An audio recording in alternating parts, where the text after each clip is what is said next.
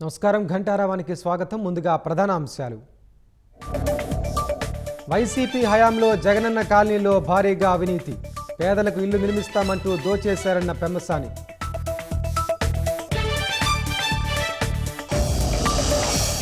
Branded మాటున నకిలీ వస్తువుల విక్రయాలు, అనంతపురం జిల్లాలో రెచ్చిపోతున్న కేటుగాళ్లు.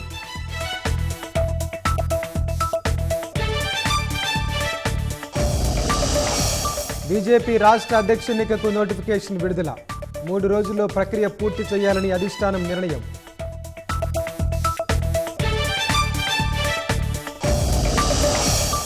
శివసేన ఎంపీ కారు డ్రైవర్కు 150 కోట్ల విలువైన భూమి, నిజాం దివాన్ వారసులు గిఫ్ట్ డీడ్గా ఇవ్వడంపై అనుమానాలు.